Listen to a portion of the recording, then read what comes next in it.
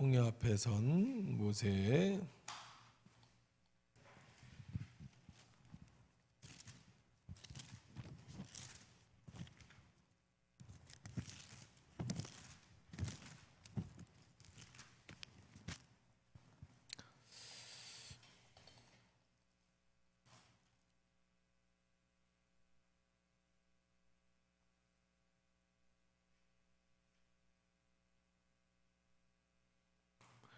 우리 10절부터 우리 한번 14절까지 읽겠습니다.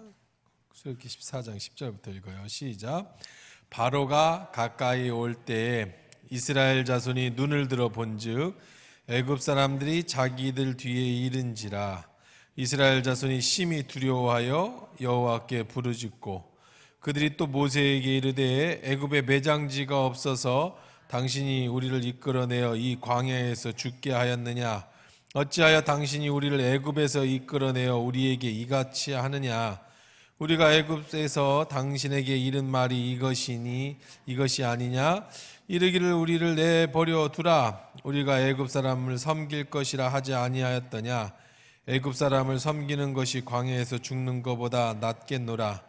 모세가 백성에게 이르되 너희는 두려워하지 말고 가만히 있어서 여호와께서 오늘 너희를 위하여 행하시는 구원을 보라. 너희가 오늘 본 애굽 사람을 영원히 다시 보지 아니하리라. 여호와께서 너희를 위하여 싸우시리니 너희는 가만히 있을지니라. 아멘. 이스라엘 백성들이 이제 홍해 앞에서 두려워했습니다. 우리 지난주에 다 본 거니까 이것도 여기서 시간을 많이 갈면 진도를 못 나가서 이제 다시 보기로 보시면 좋겠고요. 간단하게만 보면 이제 모세와 이스라엘 백성이 홍해 앞에서 섰을 때 모세는 두렵지 않았다 그랬어요. 왜? 하나님이 이미 다 가르쳐 주셨으니까. 가르쳐 주신 거는 두렵지 않아요. 우리 그 축구 경기를 할 때 다시 보기를 하죠. 다시 보기. 우리나라가 일본하고 축구에서 3대2로 이겼어요. 그걸 다시 보는 거야. 결론을 알아요. 그럼 두렵습니까? 안 두렵습니까? 안 두렵죠. 걱정돼요? 안 돼요? 안 되죠. 왜? 조금 있으면 골 넣을 거야. 지금 3대1로 지고 있는 2대1로 지고 있는데 걱정할 거 없어. 좀 있으면 누가 이렇게 넣을 거고 그 다음에 또 누가 넣을 거야. 왜? 결론을 알고 가는 거예요. 그래서 모세는 결론을 알고 있었어요. 두렵지 않아요. 근데 이스라엘 백성 그 결론을 모릅니다. 그러니까 10절에 심히 두려워했다. 심히 두려웠다. 그래서 그때부터 이제 이스라엘 백성은 이제 하나님께 부르짖죠. 하나님, 우리를 도와주십시오. 우리가 죽게 됐습니다. 그러고 나서 그냥 그렇게 하면 돼, 그렇죠? 그러면 끝. 자, 여기 보십시다. 10절에 이스라엘 자손이 심히 두려워하여 여호와께 부르짖었어요. 아주 훌륭합니다. 어려움을 당했어요. 홍해를 만났어요. 인생의 어려움을 만났어요. 질병을 만났어요. 관계 무너짐을 당했어요. 어떤 물질적인 어려움을 당했어요. 어떤 삶의 위기를 당했어요. 자, 그러면 뭐 하면 돼요? 하나님 앞에 나와서 부르짖으면 돼요. 얼마나 아름다운 얘기입니까? 근데 그 뒤에가 문제야. 부르짖고 나서 어떻게 해요?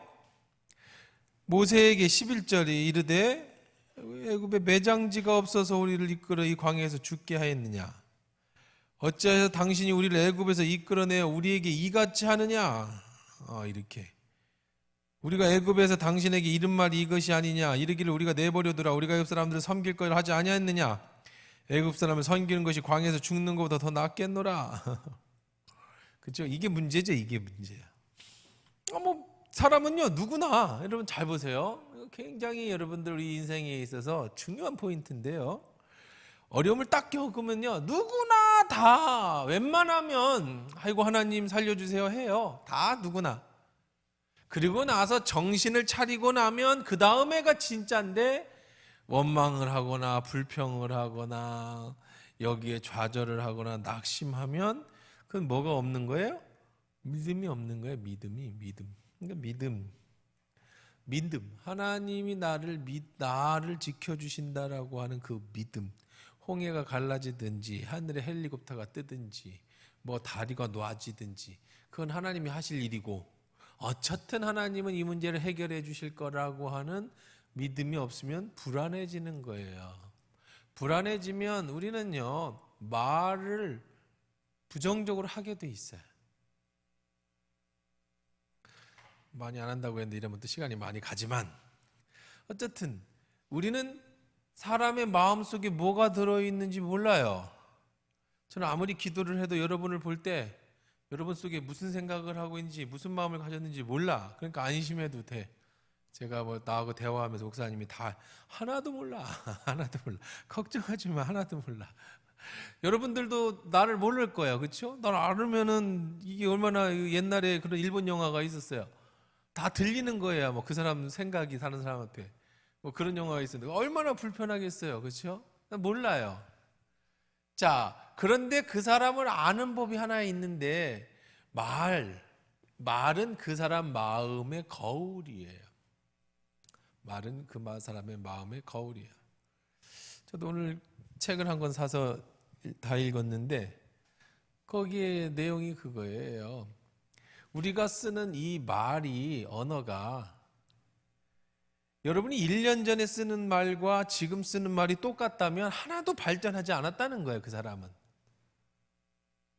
사람이 살면서 언어가 계속 발전해야 되고 조금 더 긍정적이어야 되고 더 풍성해져야 되고 그래야 된다는 거예요. 그래야 그 사람이 조금 더 성장하고 그러는 거죠. 그럼 왜 안 됐느냐? 독서예요. 독서. 책을 안 읽고 지금 대학생들이 이제 한양대 교수가 쓴 책인데 대학생들이 30%가 대학생의 서울에 있는 대학생들이겠지만 어쨌든 대학생들의 30%가 난독증이래. 대학에 갔는데 어떻게 대학을 갔어요? 서울에 있는 대학을 어떻게 갔어요?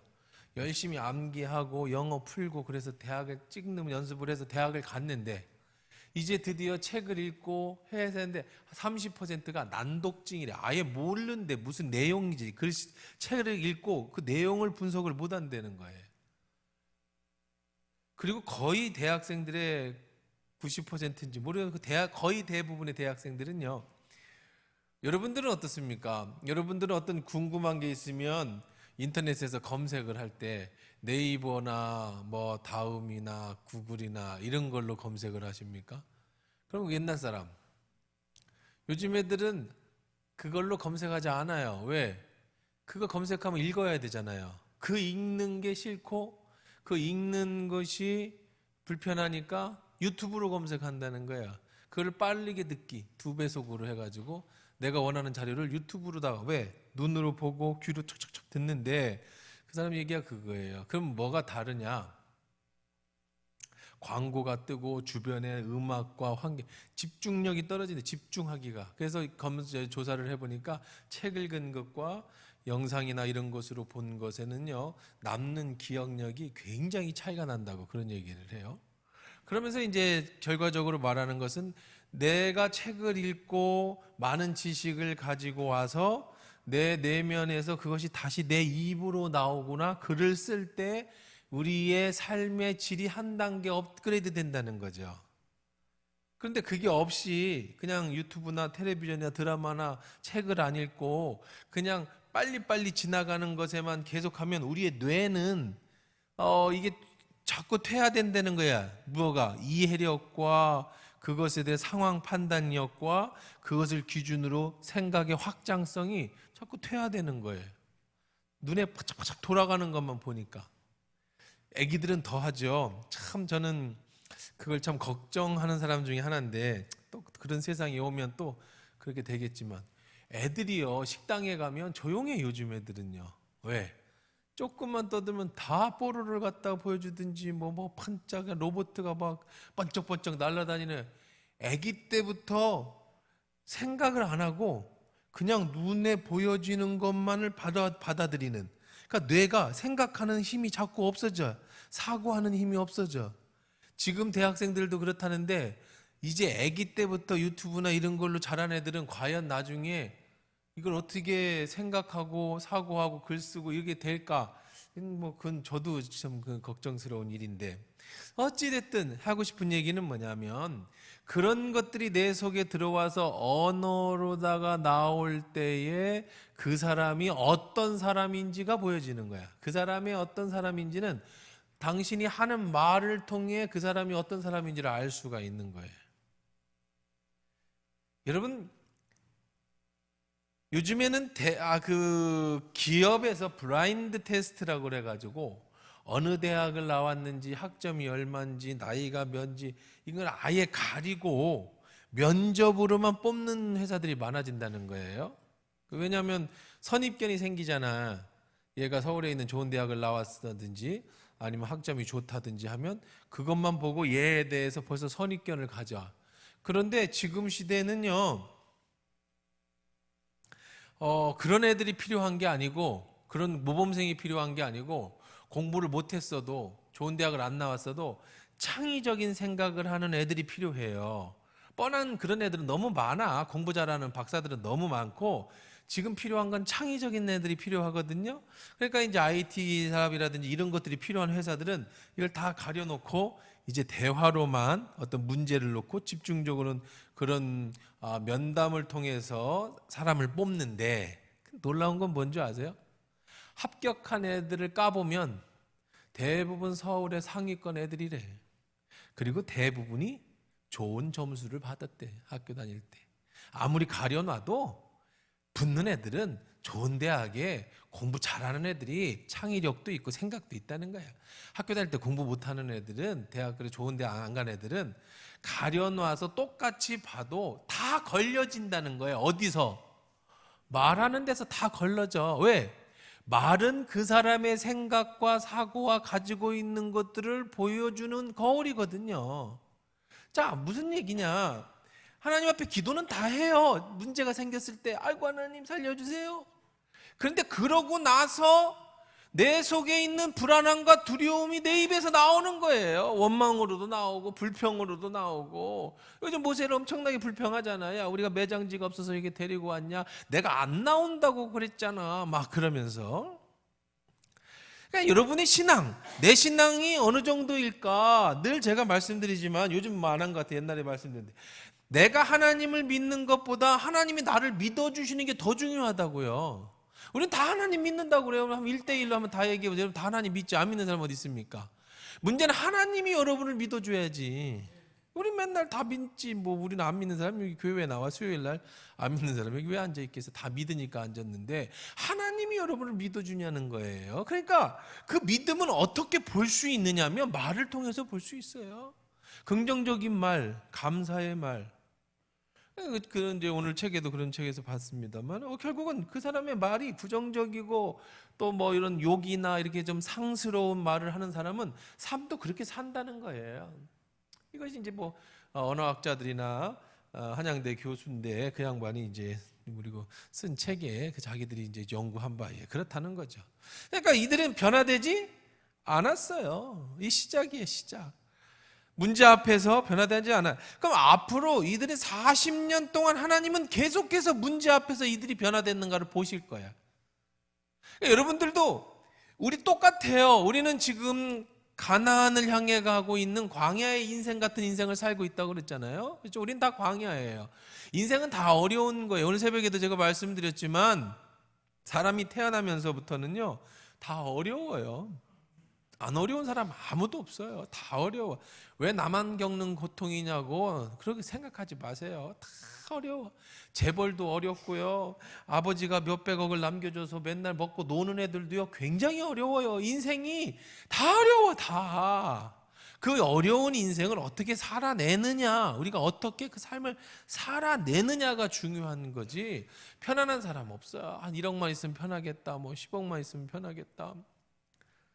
그거 있다고 해서 여러분 정말 그 사람이 편안할까요? 그런 건 없습니다. 그건 단언컨대 이 세상에 어떤 걸 갖다 줘도 만족하고 사는 사람은 아무도 없는 거예요. 다 어려운 거예요. 하나님은 계속해서 우리를 시험하셔요. 어디에서? 광야에서, 인생에서. 내가 어떤 문제 앞에서 그 내가 변화됐는가를 시험하시고, 아까 얘기했지만 우리 언어가 매년 변화돼야 그 사람의 삶의 질이 좋아진다고 그랬잖아요. 그러니까 여러분, 우리 기독교인은요, 여러분들은 아주 훌륭하신 분이에요. 왜? 우리는 말씀을 읽잖아요. 세상에 가장 좋은 책이 하나님 말씀이죠. 그 책에서는 뭘 연구하고, 제일 연구하는 게 말씀이잖아요. 말씀 묵상하고.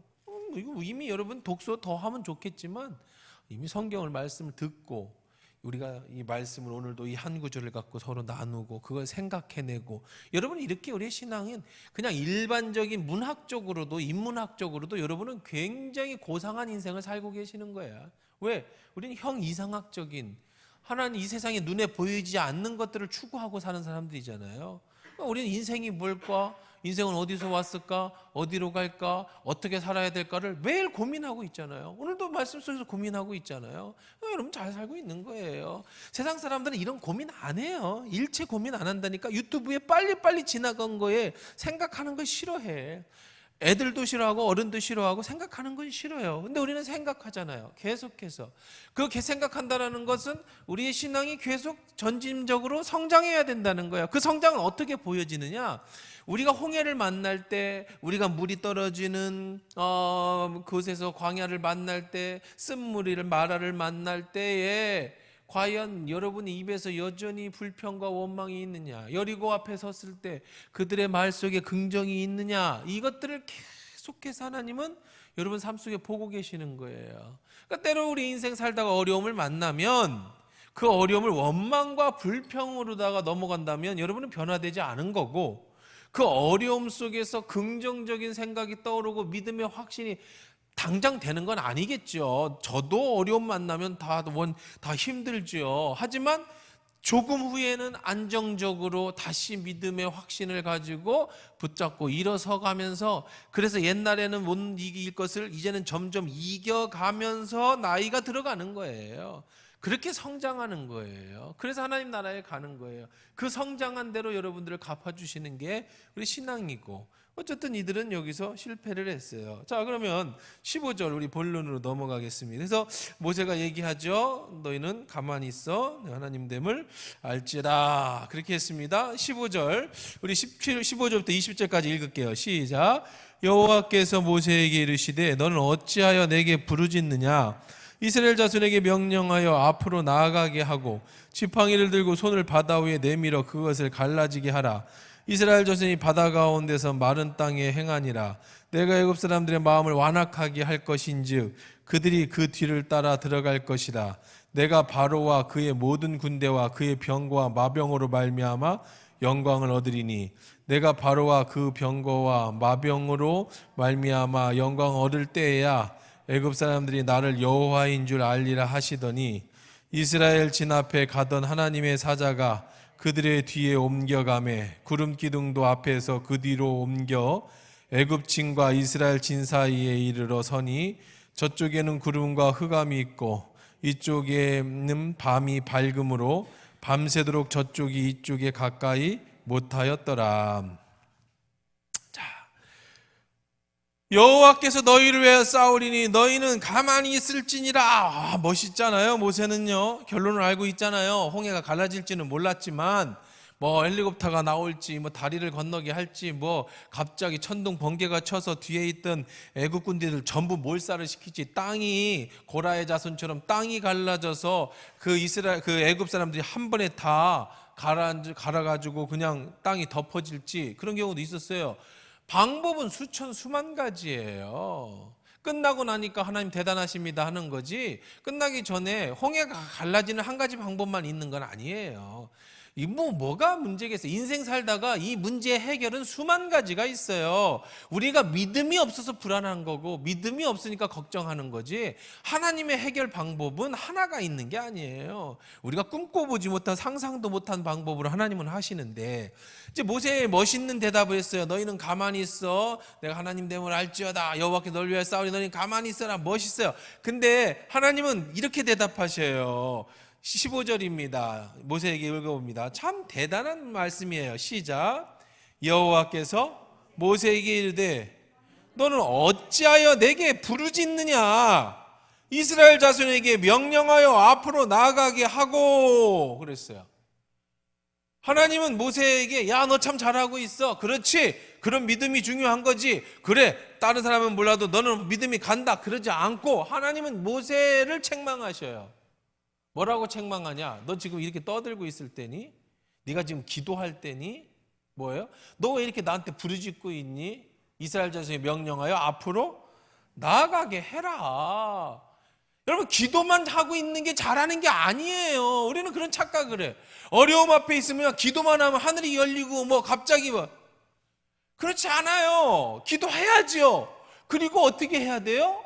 하나님이 주시는 믿음으로 나아가야 하는 거예요. 결단하고 나가야 돼. 물론 하나님이 나가라고 하면 나가는 거지요. 나가라고도 안 했는데 혼자 나가라는 게 아니고, 자꾸 사람들은 자기가 못하면서, 자기가 용기를 내지 않으면서 그것이 믿음 없는 행동인데 뭐라고 변명하냐면, 나는 기도하고 있어요. 기도 중입니다. 기도해 볼게요. 이러한 변명을 참 많이 해. 여러분, 기도할 게 있고 안 할 게 있는 게 있어. 아세요? 사람들 착각하는 게 뭐든지 다 기도해야 된다고 생각을 해. 여러분, 오늘 밤에 잘지 말지 기도할 거예요? 내일 밥 먹을까 말까 기도할 거예요? 내일 회사에 갈까 말까 기도할 거예요? 특별하게 내일 이 회사를 가야 되는지 그만둬야 되는지 모르면 기도해야 되겠지만, 아침마다 난 갈까 말까를 기도하면 그 사람 진짜 인생이 힘들겠어. 그렇죠? 매일같이 일어나서 기도하는 거, 하나님 오늘 가야 됩니까? 꼭 막 이러면 아이고 그 인생 얼마나 힘들어. 잠들기 전에 하나님 나 오늘 꼭 자야 됩니까? 당연히 자야지. 안 졸려도. 왜? 그래야 내일 일할 거 아니에요. 안 졸린다고 안 자면 되겠어요? 회사 가기 싫다고 안 가면 되겠어요? 기도해야 될 게 있고 당연히 해야 될 게 있는 거예요. 그냥 순종해야 될 게 있는 거예요. 기도 안 하고 그냥 순종해야 될 게 있는 거예요. 상식이에요, 그걸. 물론 상식적인 일이지만 특별할 때가 있어요. 그 상식이. 그때는 기도해야죠, 당연히. 하지만 일반적인 상식은 기도하는 게 아니에요. 계시라는 거는 이미 보편 계시라는 게 있어. 보편 계시. 예를 들면 여러분, 한강에 내가 뛰어들었어요. 기도하는 거예요. 하나님, 내가 베드로처럼 밟으면은 의를 걸어갈 수 있게 간절히 기도했는데 간데 풍덩 빠졌어요. 그리고 따져요. 하나님 말이야, 왜 베드로는 걷게 해줬는데 나는 간절히 기도했는데 왜 안 걷게 했습니까? 하나님 옆에 배 있잖아. 배. 내 기도 응답은 저 배야. 왜 걸어가려고 그래? 왜 걸어가야 되는데? 배 타고 가. 배가 있는데 왜 걸어가니? 아프리카 선교를 가는데 돈이 없어서 화장실에 문 열고 들어갔다가 문 열고 나오니까 아프리카더래. 나는 믿어요. 하나님 하실 수 있어요. 왜 그런 게, 여러분, 왜 그런 게 없으리라고 생각합니까? 가능하죠.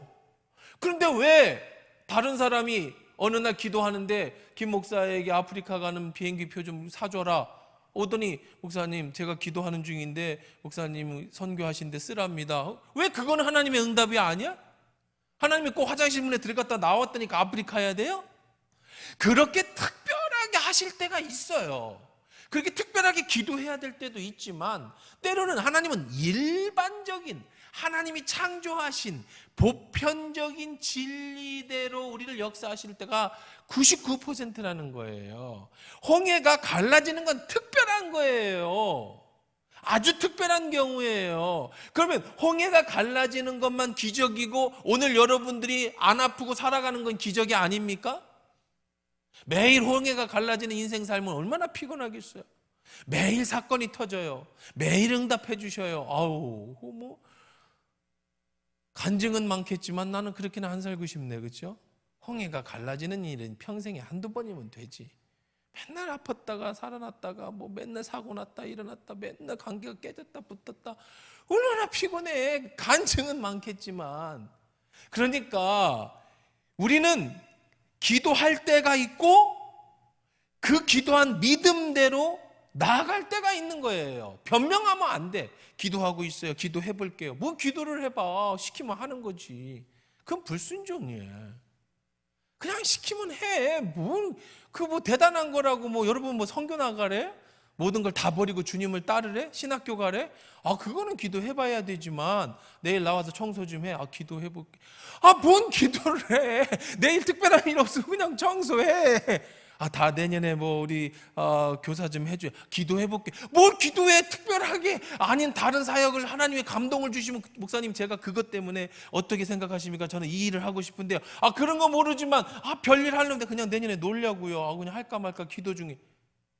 그럼 뭘 기도를 해? 얼마나 네가 신령해가지고 맨날 기도해가지고 응답받고 인생을 살았냐? 왜 그런 것만 기도하고 딴 거는 네 멋대로 살다가 일만 하라고 그러면 기도해볼게요. 하라면 제가 해. 그런 게 어디 있어요? 그건 믿음 없는 행동이야. 신앙이 없는 거예요, 그거는. 근데 모세에게 하나님 이렇게 말씀하셔. 너 언제까지 그렇게 말장난하고 말만 하고 있을래? 기도만 하고 있을래? 뭐 하라고요? 이스라엘 자손에게 명령하여 앞으로 나가게 해. 넌 리더잖아. 전진! 어디로? 앞이 어딘데? 홍해인데. 하나님은 그냥 가래. 비행기를 준비해 놓은 것도 아니고. 벼랑 끝에 서는 용기라는 책이 있어요. 리베네 비라일 벨치. 리베네 비라일 벨치인가요? 아니지. 로닝 커닝햄의 책이군요. 로닝 커닝햄의 벼랑 끝에 서는 용기라는 게 있어요. 벼랑 끝에 서는 용기. 벼랑 끝에 서는 용기. 그리고 거기에 한 발을 딛는 용기. 벼랑 끝에서 한 발 디디면 죽는 거예요. 근데 하나님이 가라 하면 디딜 수 있는 게 믿음이라는 거야. 홍해 가라 하면 홍해로 들어갈 수 있는 게 믿음이라는 거야. 하나님은 때때로 우리에게 그런 극단적인 믿음을 요구하실 때도 있어요. 가라. 야고보 사도는 2장 17절에 뭐라고 하는지 읽어볼까요? 야고보서 2장 17절. 잘하는 말씀이죠. 제가 읽어드릴게요. 야고보서 2장 17절. 이와 같이 행함이 없는 믿음은 그 자체가 죽은 것이니라. 그냥 기도만 하고 있는 건 그 믿음이 죽은 거예요. 믿었어요? 그리고 하나님이 하라 하셨어요? 그러면 뭐 하는 거다? 가는 거예요. 가는 거. 자, 어쨌든 간에 하나님은 때때로 내게 믿음을 요구하실 때 있어요. 기도할 때가 있고 믿음대로 나가야 될 때가 있어요. 자, 근데 16절에 다시 잡은 지팡이. 모세가 지팡이를 다시 잡았어요. 그렇죠? 처음에 하나님 은사 받을 때 딱 지팡이를 던졌더니 뱀이 되고 다시 지팡이로다가 나일강을 쳤더니 핏물이 되고 그 지팡이를 다시 잡았어요. 하나님이 이 지팡이 얘기는 다시 보기를 보세요. 우리 다시 지팡이 얘기하면 또 오늘 시간 많이 가니까 지팡이는 여러분이 늘 가지고 있던 모세가 똥 치던 지팡이예요. 양 잡고 이렇게 그냥 작대기란 말이야. 아무것도 보잘것없는 그냥 지팡이예요. 무슨 황금 지팡이도 아니고 왕의 귀도 아니고 그냥 작대기예요. 근데 하나님은 다시 뭐라고 그래요? 네가 가진 그 지팡이를 잡아라. 왜 모세가 지팡이를 잡았었죠? 모세가 왜 지팡이를 들었어요? 다리가 불편했어요? 양치는 목자였잖아요. 양치는. 모세가 이렇게 위대한 리더지만 그 본질은 뭐 하던 사람이에요? 그냥 이드로의 양을 치던 목자였어요. 늘 내가 가지고 있던 내 무기예요. 글 쓰는 사람은 글, 말하는 사람은 말, 그냥 일하는 사람은 일, 엔지니어는 엔지니어, 자동차 정비사는 정비. 네가 하던 그걸 버리라는 게 아니에요. 네가 가지고 잘할 수 있는 그것. 여러분 자꾸 하나님의 거창한 뜻을 따르면 내가 하던 걸 다 버리고 주님 새로운 무기를 장착하고 그거 언제 그렇게 해요? 그건 20대 때는 그럴 수 있죠. 근데 40, 50 됐는데 직장 버리고 새롭게 아니에요. 여러분 잘할 수 있는 거 하세요. 잘할 수 있는 거. 여러분 가진 지팡이가 뭔가 그 지팡이에 하나님이 능력을 붙잡아 주시는 거예요. 물론 때로는 하나님이 완벽하게 새로운 것을 주실 때도 있지만 지금 청년들이 가끔 상담을 하면 이렇게 얘기를 해요. 목사님, 제가 오늘 회사를 그만두고 다른 일을 하고 싶습니다. 하나님의 뜻인지 아닌지 잘 모르겠어요. 뭘 하고 싶은데 새로운 직장에 이직을 하고 싶습니다. 그래?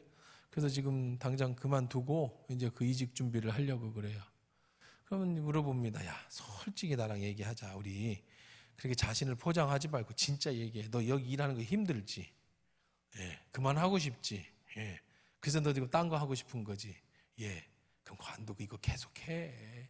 그거 해도 힘든 거 마찬가지야.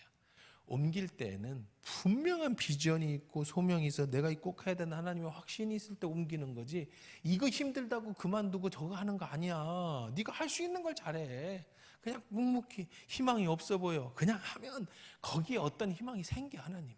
두 번째, 네가 분명하게 하나님이 그쪽으로다가 보여주셨어도 이걸 놓고 바로 가는 거 아니야. 하면서 찾아. 그러다 보면 하나님이 어느 순간에 내가 이것을 놓아야 될 때가 있어. 그때 놓는 거지. 오늘 내가 일하기 힘들다고, 오늘 내가 저것이 새로운 꿈이겠다고 이걸 딱 놔버리면, 물론 시간이 지나면 하나님이 너를 다른 곳으로 인도해 주시겠지만 그 사이에 네가 겪어야 될 정말 어려움은 참 많다. 그 각오해야 된다. 그런 얘기를 해줍니다. 그러니까 여러분들 마찬가지예요. 사람들은 자꾸 감정적이야. 때려치고 싶어. 그만두고 싶어. 새로운 일을 하고 싶어. 하나님이 하라고 할 때 분명하면은 오늘 잘 나가던 것도 그만둬야 되는 용기가 필요한 거예요. 모든 기득권을 다 내려놔야 될 이유도 있는 거예요. 하나님 원하신다면. 그러나 감정적으로 힘들기 때문에 내려놔서는요, 다시 어려움이 옵니다. 모세는 지금 자기가 원래 잘하던 양치던 지팡이예요. 그걸 다시 잡는 거예요. 모세가 리더가 됐다고 하나님이 뭐 권총을 채워주거나 뭐 왕관을 씌워주거나 뭐 리더가 됐다고 뭐 새로운 뭘 주지 않아. 그냥 모세가 늘 가지고 다니던 지팡이에 하나님이 능력을 주셔요. 다시 말해서 여러분이 할 수 있는 그것, 정말 보잘것없고 별거 아닌 형편없는 거라도 그걸 통해 하나님께서 역사하시는 거지. 어떤 새로운들을, 저희들 애들 키우면서 리더 캠프나 뭐 이 청년들 중고등부 키우면서 뭐 갑자기 이 아이들이 하나님 받고 성령 받고 막 능력 받으면 갑자기 세계적인 뭐 인물이 되고 그런 거 아니에요. 대학 나오면 취업하고 막 그냥 제 갈 길 가는 거야. 그럼 뭐가 다른 겁니까? 이제 점점 하나님은 그 사람을 통해서 물론 처음부터 놀라운 역사를 일으키시기도 하지만 대부분은 내가 가지고 있는 그 길에서 새로운 리더십이 발휘되고, 그렇게 해서 만약에 사업가가 대단한 사업가가 나올 수 있죠. 우리 아이들 중에 세계적인 사업가가 나올 수 있지만 갑자기 얘가 뭐 무슨 뭐 20대 때 어디가 뭐 스카우트 때가 그런 게 아니에요. 조그만한 기업이라도 거기에서부터 사업을 시작하게 되고 이게 발판이 되고 뭐가 돼서 뭐가 마침내 하나님이 겁으로 마침내 하나님이 역사를 일으키시는 거지. 성령 받았다고 능력 받았다고 애들이 갑자기 뭐 확 변화돼 수도 있지만 거의 그런 건 없어요. 우리 인생도 그래요. 여러분의 삶도 그래요. 지금 삶이 답답하다고, 지금 이게 힘들다고 때려치고 다른 거 만들고 싶고 그렇게 몇 번 하면 인생이 다 가버려. 아무것도 안 하고 그냥 끝나버려. 아무것도 아니. 그러고 나서 뒤돌아보면 뭐 해는 게 없어. 이거 조금 건드려보고 저거 조금 건드려보고 나중에는 뭐 이것도 안 되고 저것도 안 되고 젊으면 다 버리고. 차라리 그냥 그것만 쭉 가지고 있었더라면, 그거 별거 아닌 거라도 그거 가지고 있으면 그것이 오히려 시대가 잘 만나고 시대가 잘 타면 그걸 통해서 하나님이 그 길을 통해서 새롭게 충분히 열어줄 수 있는데, 하나님의 뜻을 구하지 않고 그냥 내 마음대로 뭔가를 바꾸면 그것 때문에 낭패를 본다. 모세는 지팡이를 버리면 안 돼. 내가 이제 리더가 됐으니까 옛날에 양치던 이 막대기 버려. 이게 뭐 내가 이 뭐 나의 과거, 이거 우스운 과거 뭐 버려. 그리고 자기의 세탁, 자기 신분 세탁, 자기의 경험 과거 세탁. 그렇지 않습니다. 바울은 뭐라고 그랬어요? 나의 약함을 자랑한다. 내 약함을 자랑해야 돼. 그래야 하나님이 드러나. 내가 이렇게 부족했다라는 걸 자랑해야 지금의 나를 만드신 하나님을 증거하는 거지. 자기를 다 세탁해가지고 자기가 뭐지 옛날부터 대단한 사람인 것처럼 그렇게 보여지면 하나님이 안 드러나. 내가 더 나만 드러나는 거예요. 모세는 이 지팡이가 여러분 뭐 별거 아닌 것 같아 보여도 정말 이게 작대기, 나무 작대기, 이 지금 660만 명, 200만 명을 이끄는 리더가 이런 작대기나 들고 다녀서 되겠습니까? 황금 귤을 들고 다닐 수도 있는 거 아니에요? 리더니까. 그렇죠? 작대기도 좀 멋있게, 이제 뭐 지도자 이렇게 이게 아니에요. 네 지팡이에요. 양치던 그 지팡이, 양똥 묻은 그 지팡이를 다시 틀어라. 그리고 어떻게 하라는지 한번 보십시다. 들고 손을 바다 위로 내밀어 그것이 갈라지게 하라. 이스라엘 자손이 바다 가운데 마른 땅으로 행하리라. 자, 지팡이는 모세 거, 아주 보잘것없는 모세 자신이에요. 그런데 그 지팡이를 내미는 순간 땅을 갈라지게 하시는, 바닷물을 땅처럼 갈라지게 하시는 이는 누구세요? 하나님이시라는 거예요. 보잘것없는 나, 마른 막대기와 같은 나, 지팡이와 같은 나, 저 이드로의 양을 치고 살인자의 놈, 살인자가 돼가지고 저기 이방인의 그 또 이방 종교 지도자, 하나님의 자녀가 저 뭐 이렇게 스님 밑에 가가지고, 다시 말해 뭐 이게 스님애가 스님 집에 사는 거예요. 저기서. 그러니까 이방인 지도자예요. 이드로는 이방인의 그러니까 사제란 말이야. 이방 신을 믿는 그 집에 가가지고 하나님을 믿는 사람이. 그래서 뭐 했어요? 40년간 뭐 했어요? 양 쳤다고요. 그런 막대기 같은 모세의 손에 들려진 그 지팡이, 바로 모세 자신이죠. 거기에 누가 임하니까? 성령이 임하시니까, 하나님이 임하시니까 홍해가 어떻게 되더라? 갈라지더라. 그러니까 나는 중요한 게 아니에요. 여러분이 과거에 어쨌든 내가 부족하든 미약하든 연약하든 뭐 그게 중요한 게 아니야. 내가 하나님 앞에 쓰임을 받느냐가 중요한 거죠. 인생은 그런 거예요. 여러분이 얼마나 배웠든지, 여러분이 얼마나 돈을 많이 가졌든지, 여러분이 뭐 철학적으로 과학적으로 얼마나 지식을 가졌든지 상관없어요. 여러분이 아니라 하나님이 내게 역사하실 때에 비로소 나라는 존재가 드러나게 되는 거지, 하나님이 떠난 나는 그냥 양치는 목동일 뿐이에요. 처가살이하는 볼품없는 사람일 뿐이란 말이에요. 그러나 그에게 하나님이 임하니까 홍해를 갈라서 바다 가운데 마른 땅으로 행하게 하는 기적의 역사. 여러분도 똑같아요. 그러니까 맨날 여러분 자신을 한탄하면서 나는 죄가 많고 나는 뭐 어쩌고저쩌고 그러지 마세요. 교만하라는 얘기는 아닙니다. 그러나 내 정체성은 바르게 가져야지. 나는 하나님의 사람이다.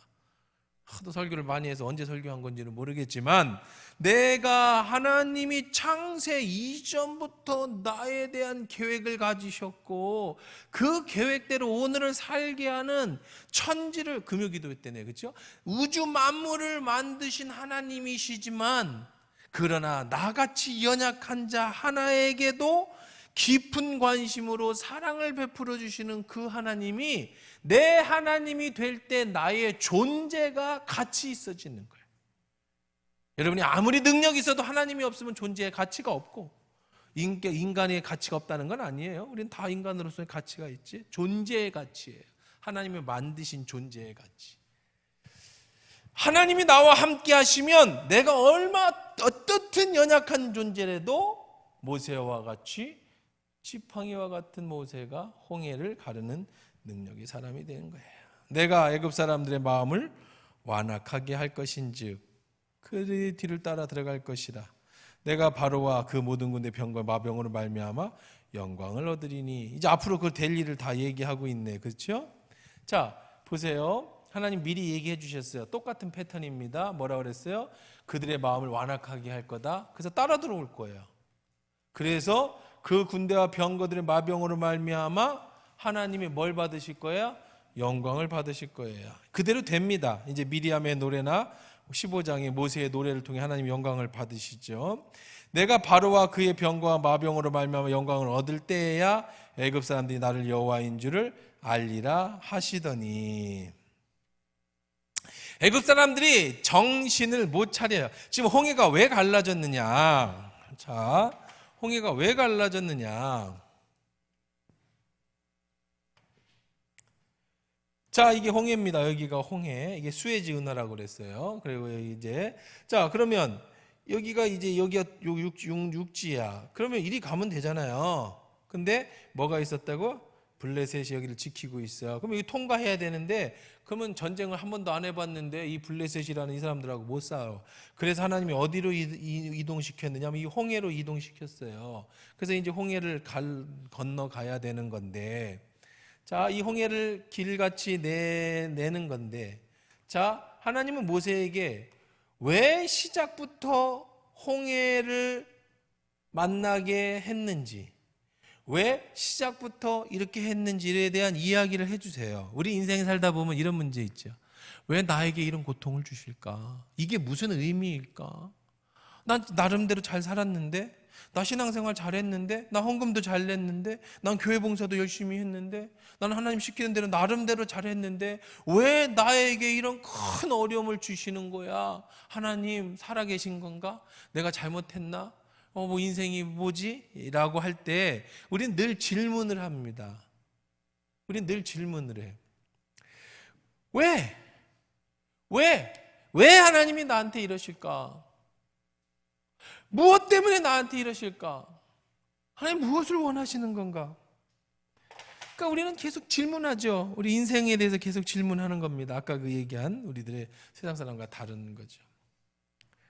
근데 그 질문의 해답은 대부분 언제 얻게 돼요? 그 질문의 해답은 언제 얻습니까? 지나고 나서 얻죠. 중간에는 잘 몰라요. 다 끝나고 나면 막 눈물을 펑펑 쏟으면서 그랬군요, 하나님. 그래서 그랬구나. 날 사랑하신다는데 나의 사랑하는 자에게 어려움을 주실 때는 반드시 이유가 있어요.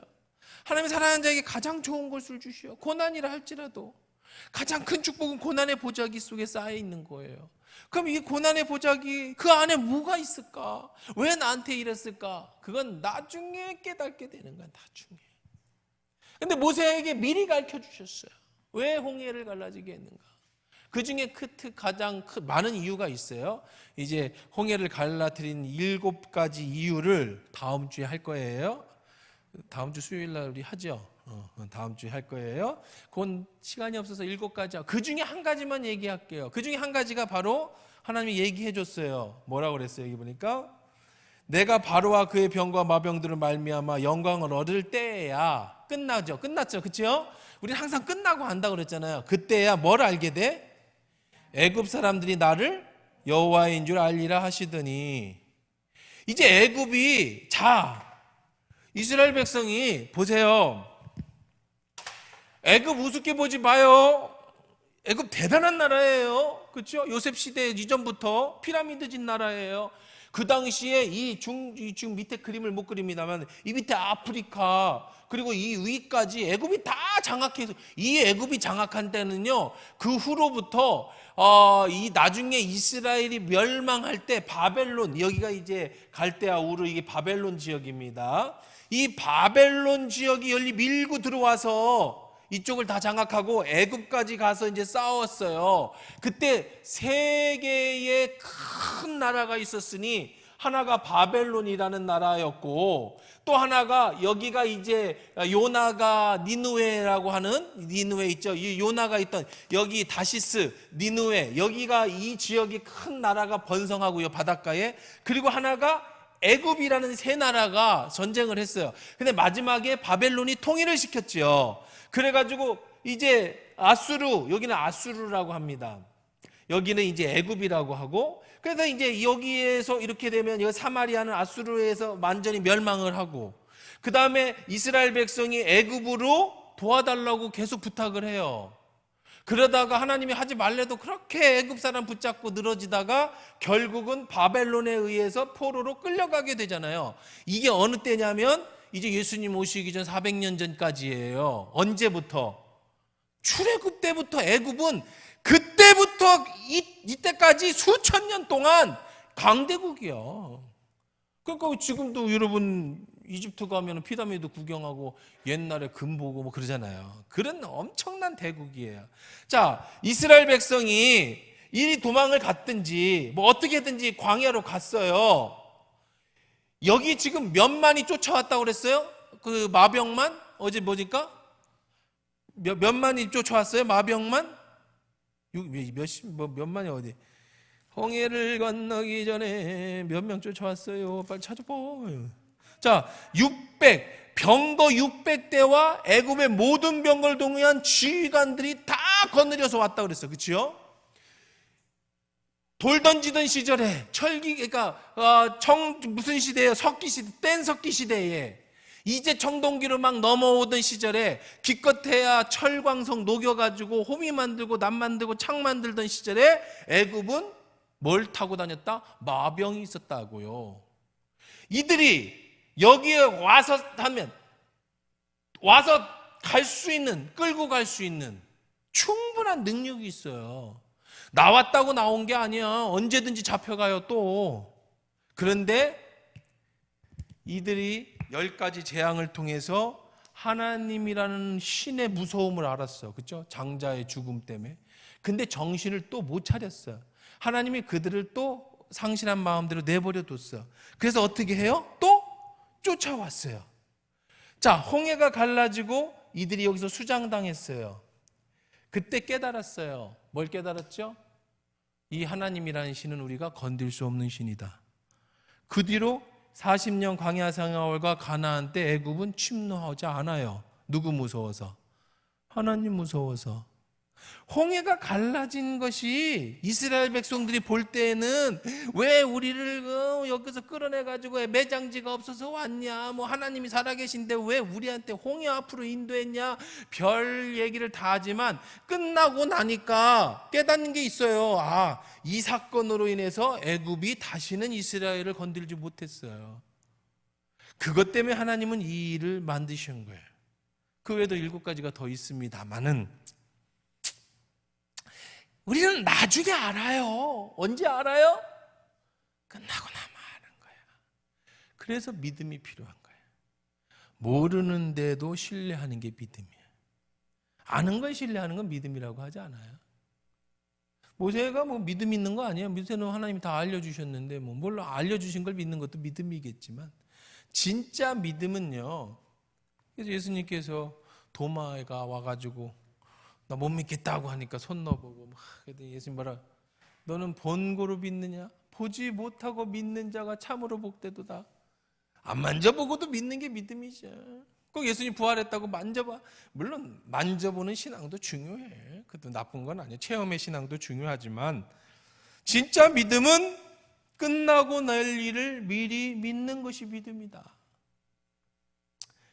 자, 오늘 말씀 정리하십시다. 오늘 18절까지 했어요. 자, 오늘 여러 가지 말씀을 함께 나눴는데요. 이제 정말 우리들이 기도할 때가 있고 실행에 옮길 때가 있다. 순종이라는 거는 즉각적인 순종을 요구할 때가 있어요. 인생이 바뀌는 문제가 아니면, 특별한 일이 아니면 그저 순종해라. 하나님 주시는 거 웬만하면 해. 그거 뭐 다 그냥 조금만 내 감정만 상하면 할까 말까 그러지 말고 그냥 웬만하면 하세요. 하나님 여러분에게 뭐 엄청난 거 요구하지 않아요? 여러분 가끔 뭐 집이나 전토들 버리고 뭐 그런 얘기 나오잖아요. 성경에 있다 보면 하나님이 이런 걸 요구. 여러분 절대 여러분들한테 그런 거 요구하지도 않아요. 아파트 팔으라는 얘기 절대로 안 하니까 어디 사이비 종교만 안 가시면 교회는 절대 여러분 아파트 팔아서 건축 헌금하라는 얘기 절대로 안 합니다. 그런 얘기하는 건 다 사이비예요. 하나님이 여러분 직장 관두고 선교사 날아가라는 얘기 절대로 안 하십니다. 아, 우리 하나님이 뭐 막무해. 만약에 여러분에게 하나님이 그렇게 하셨다고 한다면 여러분은 뭐 진짜 뭐 10만 명에 1명 하나님이 진짜 선택한 사람이죠. 여러분의 형편대로 하셔요. 여러분 상황 보고 말씀하시지 하나님이 그렇게 말씀하지 않으셔요. 그러니까 그런 거 아니라면, 인생이 바뀔 문제가 아니라면 그냥 말씀하시면 기도해보. 이런 변명하지 말고 그냥 해. 축복해 주시려고 하는 건데 특별한 거 아니면, 하기 싫어서 변명이 기도해 본다는 거야. 뭐 얼마나 신령하길래 기도를 해. 그냥 기도할 때가 있다고 그랬어요. 확실하게 하나님의 뜻을 모를 때는 기도해야 돼요. 일상적인 것이지만 하나님이 강력하게 기도하라고 사인을 주실 때는 기도해야 돼요. 때로는 우리의 모든 것들을 포기해야 될 수도 있어요. 하나님은 그런 걸 요구하실 때도 있어요. 그러나 하나님은 보편적인 계시를 해주신다. 특별한 계시를 주실 수도 있지만 인생의 특별한 계시는 한두 번이에요. 몇 번 안 돼. 평생의 기억에 남도록 꼽아지는 거예요. 나머지는 다 그냥 뭐 하는 거예요? 믿음으로 결단하고 믿음으로 순종하면 돼. 근데 평상시에 그냥 내가 기도 안 하고 결정한 거라도 하나님이 뜻이 아닐 때가 있죠. 그때는 가르쳐 주세요. 그런 거 걱정하지 말고 그저 순종해라. 하나님 모세에게 얘기하고 있어요. 너는 어찌하여 내게 부르짖느냐. 하나님 이러니 왜 기도하냐. 넌 이스라엘 자손이 명령하여 앞으로 나가게 해라. 그 다음에 모세가 나아갈 때 뭘 다시 들었다? 다시 들은 지팡이. 언제 가졌었죠? 양칠 때, 처음 사명 받을 때, 처음 바로 앞에 갈 때. 그의 인생에서 항상 뭐는 같이 했어요? 지팡이는 같이 했어요. 뭐 하는 거죠? 양치는 똥 묻은 지팡이. 정말 보잘것없는 정말 아무것도 아닌 자신이에요. 그런데 하나님은 나를 버리고 어떤 새로운 변화된 그런 사람으로 하나님 앞에 서는 걸 원하지 않으세요. 그렇게 되지도 않아. 그런 인생은 아예 없어요. 이 세상에 그런 사람은 아무도 없어요. 오늘 새벽 예배가 말씀이 뭐예요? 그 위대하신 아브라함님께서 2번 마누라 팔아먹는 얘기잖아요. 그렇게 위대하신 분이 어떻게 99살 먹은 사라를 팔아먹어요? 그래. 인생은 그래요. 절대 장담하지 마시고요. 변화됐다고, 내가 이제 새 사람 됐다고 교만하지 마세요. 여러분 안 바뀌었어요. 절대 바뀔 일도 없어. 그러지도 않아. 그러면 안 바뀌는 인생 이렇게 살다 이렇게 죽는 겁니까? 아니요. 매일매일 나를 쳐서 조금씩 변화되어져 가고, 때로는 그렇게 넘어지지만 하나님이 그런 나를 어여삐 여기셔서, 그런 아브라함을 불쌍히 여기셔서 다시 하나님은 그 새로운 계획을 이루시고 그것들을 통해 구원의 길을 예비하시는 것처럼, 연약한 나, 마른 지팡이와 같은 나, 변화된 거라고 그렇게 혼자 믿고 있었던 나지만 때때로 정말 여러분 그런 거 안 느껴보세요? 내가 하나도 안 바뀌었구나.